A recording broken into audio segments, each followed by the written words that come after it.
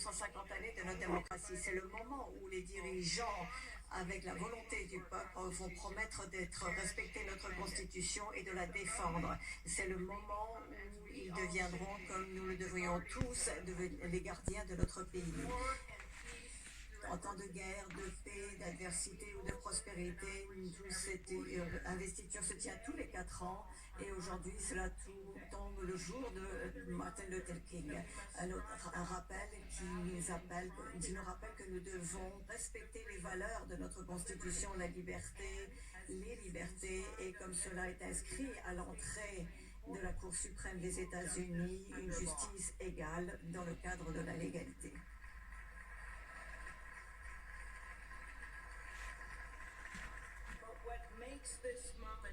Mais ce qui fait de ce moment plus qu'une cérémonie, c'est tous ceux qui regardent cet événement à travers le pays, les gens qui habitent dans ce pays, les gens de ce pays qui font des choses extraordinaires. Le président Kennedy, qui à un moment donné a été sénateur dans ce bâtiment et qui souvent se retrouver dans cette rotonde, a dit une fois: dans une démocratie, tout citoyen, indépendamment de ses intérêts, de ses penchants politiques, a quelque chose à faire. Nous sommes tous avons tous un poste de responsabilité. Et cette responsabilité de citoyen et de citoyenneté implique des obligations.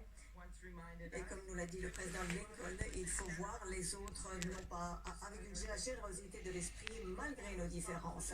Et avec cette responsabilité de dirigeant vient également une obligation qui est de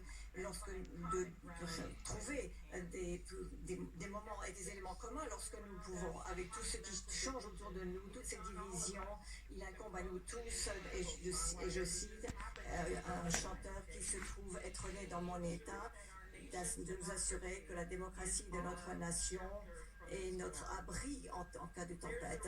Il y a une raison pour laquelle cette cérémonie d'investiture se tient au Capitole. Dans d'autres pays, il se peut que ce soit dans le palais présidentiel ou dans un très beau bâtiment de bureau. Ici, c'est traditionnellement au Capitole, la maison du peuple. C'est un rappel du système d'équilibre qui est le fondement même de notre gouvernement. Droit a pu durer, alors même que nous allons entamer l'investiture de nouveaux présidents et de nouveaux présidents. N'oublions pas que le pouvoir de ceux qui sont présents dans cette salle, ce pouvoir leur a été donné par le peuple.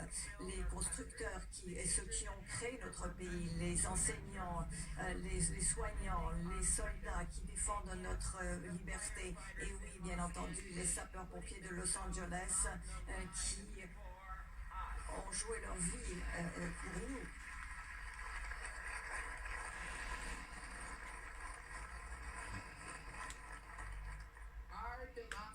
Notre démocratie doit être à la hauteur de tout ceci. Que Dieu bénisse notre pays. Merci.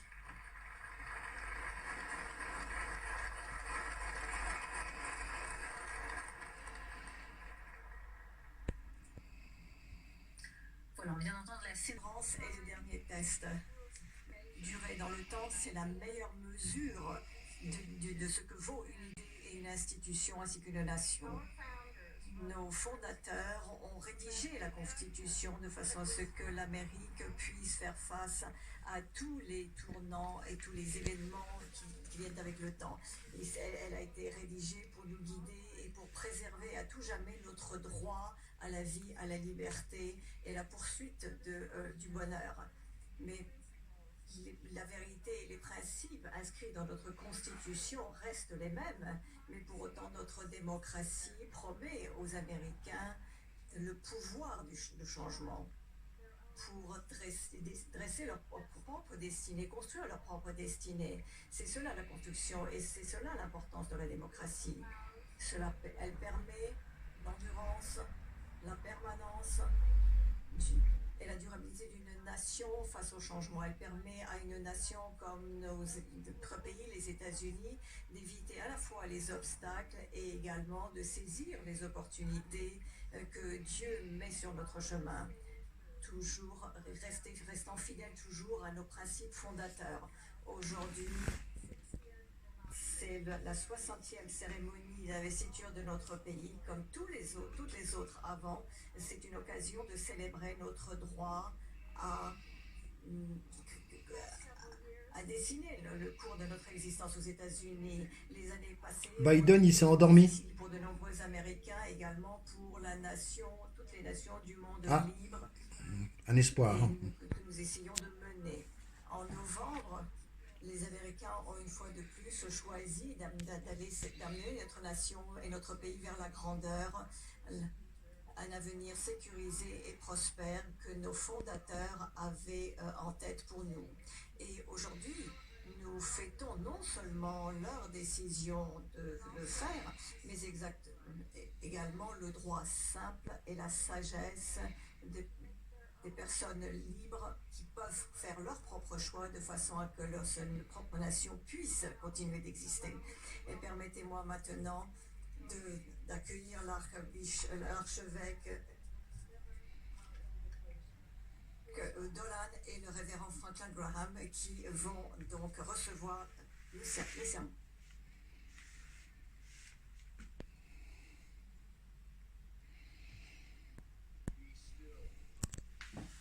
Soyez silencieux et sachez que je suis Dieu suprême et premier parmi toutes les nations et sur terre. Prions. En souvenir du général George Washington, qui rappelait, ou en souvenir d'Abraham Lincoln, confiant dans la parole de Dieu, en souvenir des paroles du général Patton à la bataille de la Bulge. Priez ensemble, priez seul, priez le jour, priez le soir, en respectant l'anniversaire de la mort du révérend Martin Luther King, en révérant sa mémoire. Nous, les citoyens bénis de cette nation guidée par Dieu, humbles devant Dieu, ayant foi en Dieu, nous nous sommes rassemblés aujourd'hui à cette journée d'investiture pour prier pour notre président Donald Trump, pour sa famille, pour ses conseillers, pour son cabinet, pour son vice-président. Pour demander à Dieu de bénir Joe Biden, pour demander à Dieu de bénir nos troupes, pour demander à Dieu de bénir tous ceux qui suivent cette journée d'investiture. Reprenons ensemble cette prière de la Bible sur laquelle notre président va bientôt placer sa main pour prêter serment. Nous reprenons la supplication du roi Salomon en demandant la sagesse à Dieu. Dieu de nos pères, dans ta sagesse, tu m'as mis à la tête de tes créatures pour gouverner dans la sagesse et dans la foi, pour lier l'intégrité et la justice. Dieu de l'univers, donne la sagesse à nos dirigeants, car ceux que tu as placés à la tête de notre peuple. Et la sagesse, tu es Seigneur, source de la sagesse, donne-la à ceux que tu as placés dans ton dessein à la tête de cette nation. Seigneur, bénis l'Amérique. Seigneur, nous t'en prions. Bénis chaque esprit. Tu es le Dieu et le Seigneur qui règne dans les siècles des siècles. Amen.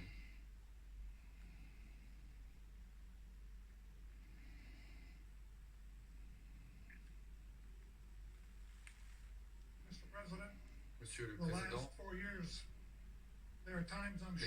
au cours des 4 années écoulées, vous êtes probablement dit qu'il y a eu beaucoup de ténèbres, mais regardez ce que Dieu a fait. Nous lui rendons grâce. Nous rendons grâce à Dieu. Rien n'est impossible à Dieu.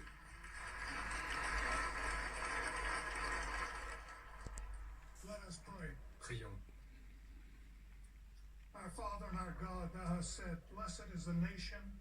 Notre Père, Seigneur, une nation est bénie quand elle suit les lois du Seigneur. Que le nom du Seigneur soit béni pour les siècles des siècles. Car le pouvoir et la sagesse sont siens. Il change le temps et les saisons. Il écarte les rois de leur trône et il les élève à leur trône. Il donne la sagesse aux sages et il donne la connaissance à ceux qui ont compris. Au moment de voir notre président de nouveau prêter serment, nous nous rassemblons, Seigneur, pour te rendre grâce. Écarte ses ennemis, donne-lui la sagesse, Seigneur. Toi et toi seul as sauvé sa vie, et toi seul lui as donné la force et la puissance grâce à la puissance de ta main. Nous prions pour le président. Notre nation sera également bénie. Nous te demandons, Seigneur, de bénir Mélania, son épouse, notre première dame. Merci pour sa chaleur, son élégance et sa beauté, dont elle fait preuve non seulement vis-à-vis de ce pays, mais également vis-à-vis du monde. Seigneur, nous te rendons grâce pour le vice-président élu, J.D. Vance, et son épouse, ainsi que sa famille, qu'il soit une aide et un soutien au président Trump, et qu'il le soutienne comme les aides du prophète Moïse l'ont soutenu. C'est cette équipe qui a conduit les Juifs et le peuple de Dieu en dehors de l'Égypte. Seigneur, nous prenons un moment pour garder le silence et pour commémorer tout ce que tu as fait de beau pour cette nation. Merci pour tous ces bienfaits, pour cette liberté dont nous profitons et que nous chérissons. Seigneur, nous tenons également à garder notre regard fixé sur toi, que nos cœurs soient ouverts et qu'ils écoutent ta voix. Seigneur, nous savons que l'Amérique ne peut pas retrouver sa grandeur si elle te tourne le dos. Seigneur, nous demandons ton aide et nous unissons nos prières vers toi, le Dieu des dieux, le Seigneur des seigneurs, notre Sauveur et notre Rédempteur, Jésus-Christ. Amen. Mesdames et messieurs, associés, accueillez le juge Kavanaugh pour faire prêter serment au vice-président. Levez la main droite et répétez après moi. Moi, James David Vance, je jure solennellement. Moi, J.D. Vance, affirme solennellement que je soutiendrai et défendrai la Constitution des États-Unis. Que je soutiendrai et défendrai la Constitution des États-Unis. Contre tout ennemi, étranger et intérieur. Que je montrerai loyauté et allégeance à celle-ci. Et que je prends cet engagement librement, sans aucune réserve intellectuelle, ni esprit de m'en distraire, et que je vais bien et fidèlement m'acquitter des devoirs de la charge que je m'apprête à prendre. Que Dieu me vienne en aide. Félicitations, Monsieur le Vice-président.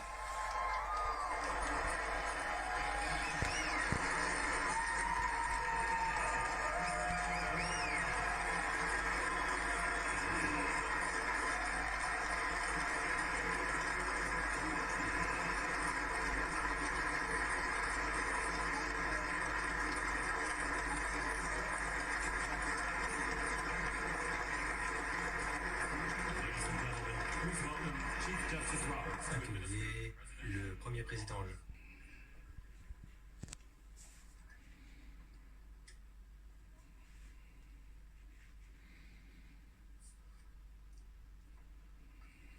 Veuillez lever la main droite et répéter après moi.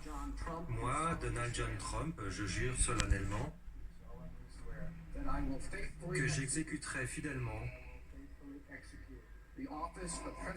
la charge de président des États-Unis et que du mieux de mes capacités, je préserverai, protégerai et défendrai la Constitution des États-Unis. Que Dieu me vienne en aide. Félicitations, Monsieur le Président.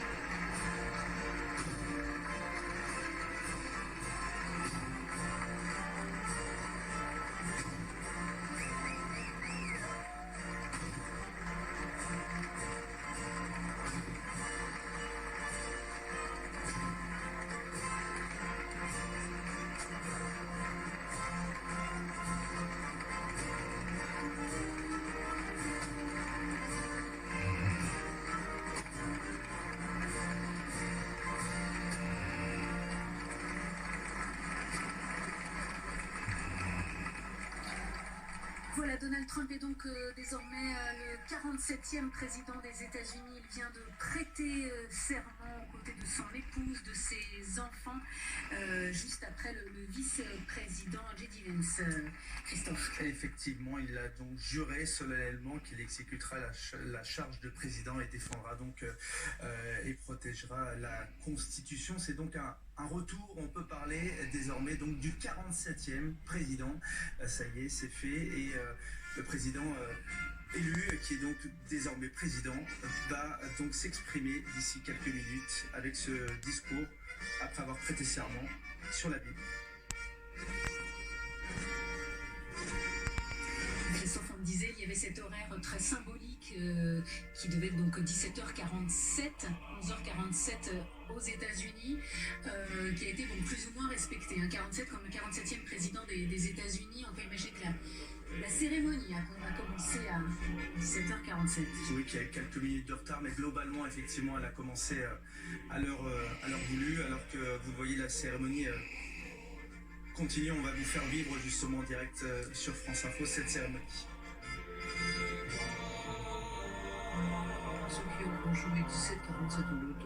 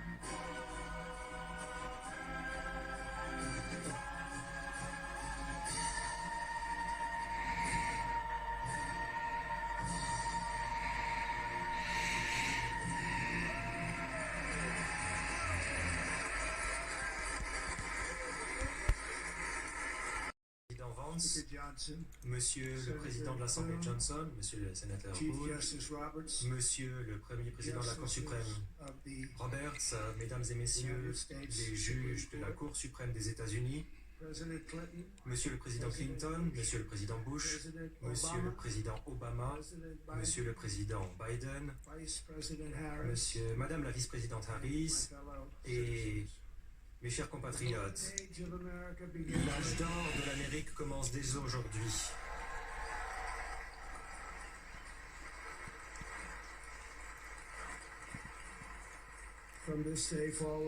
À partir de ce jour, notre pays va s'épanouir et être respecté à nouveau dans le monde entier. Nous ferons l'envie de toutes les nations et nous ne nous permettrons pas d'être pris comme dindons de la farce. Dès le premier jour de l'administration Trump, très simplement, je vais faire passer en premier l'Amérique.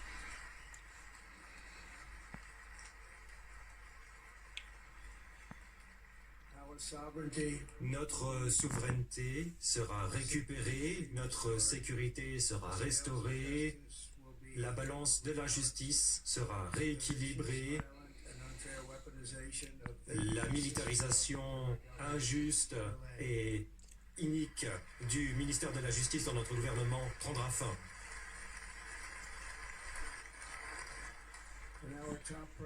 Et notre priorité numéro 1 sera de créer une nation qui soit fière, prospère et libre.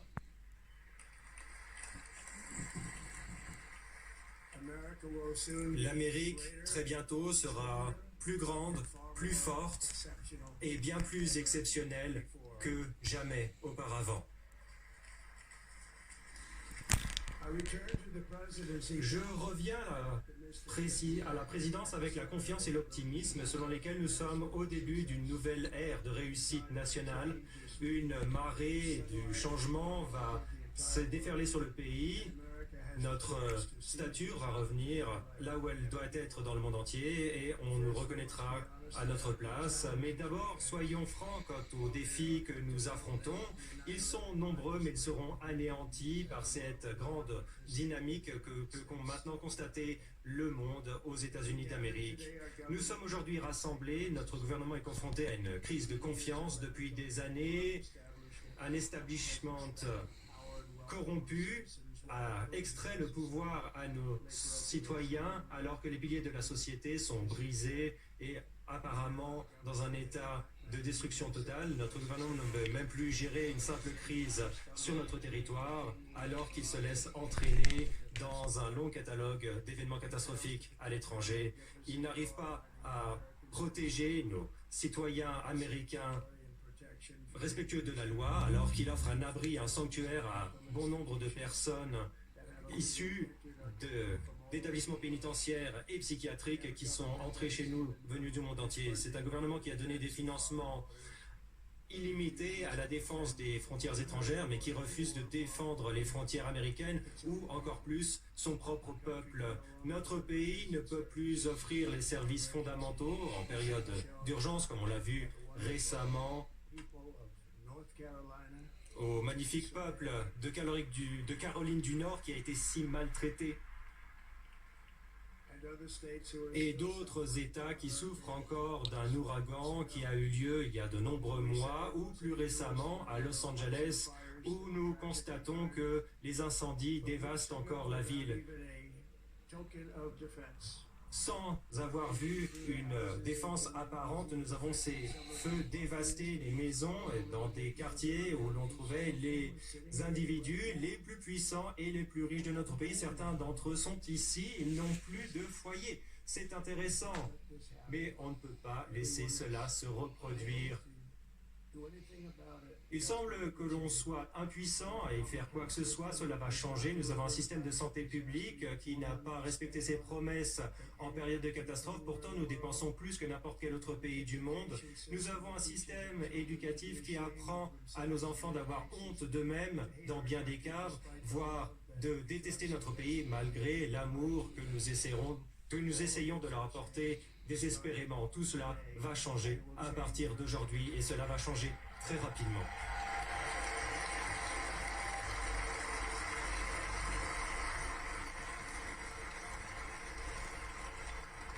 Mon élection récente est un mandat qui m'est donné pour inverser totalement et radicalement une horrible trahison et toutes ces nombreuses trahisons qui ont eu lieu pour rendre au peuple sa foi, sa richesse, sa démocratie et en effet sa liberté.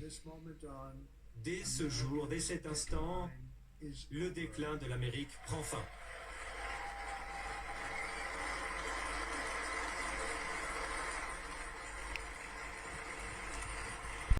Glorieuse de notre nation, nous ne serons plus refusés, nous allons restaurer immédiatement l'intégrité, la compétence et la fidélité du gouvernement américain. Ces 8 dernières années, on m'a mis à l'épreuve, plus que n'importe quel autre président, dans nos 250 ans d'histoire. J'ai beaucoup appris au fil du temps. Ce voyage pour récupérer notre République n'a pas été facile, permettez-moi de vous le dire. Ceux qui souhaitent mettre fin à notre cause ont essayé de me retirer ma liberté et en effet d'attenter à ma vie. Il y a seulement quelques mois, dans le magnifique État de Pennsylvanie, la balle d'un assassin m'a arraché un bout d'oreille, mais je l'ai senti et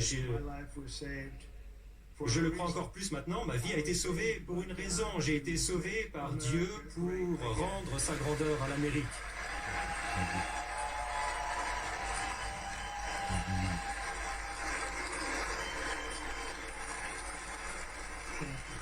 Merci. Merci.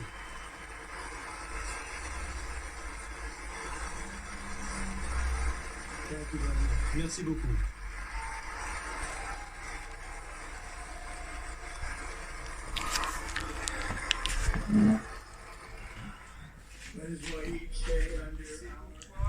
Chaque jour, pendant notre administration de patriotes américains, nous allons nous efforcer de traiter chaque crise avec dignité, puissance et force. Nous allons agir avec détermination et vitesse pour restaurer l'espoir, la prospérité, la sécurité et la paix pour les citoyens de toutes les races, religions, couleurs et foi. Pour les citoyens américains, le 20 janvier 2025 signe la date du jour de la libération.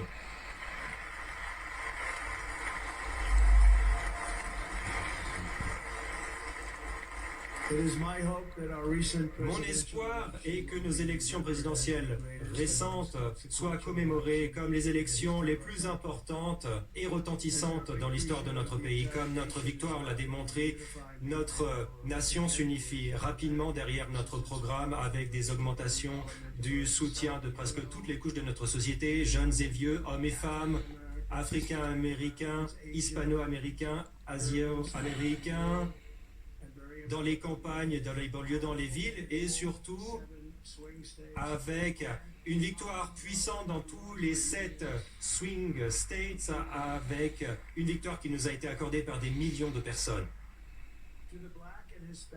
Pour les communautés noires et hispaniques, je tiens à vous remercier, vous, pour ce déversement d'amour et de confiance dont vous avez fait preuve envers moi avec vos voix. Nous avons fixé des records et je ne l'oublierai pas.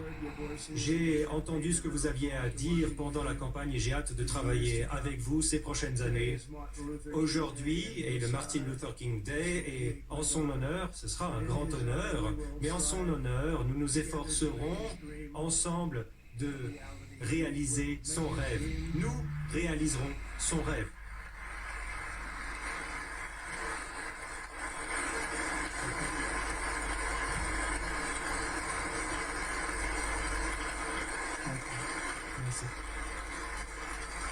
Merci.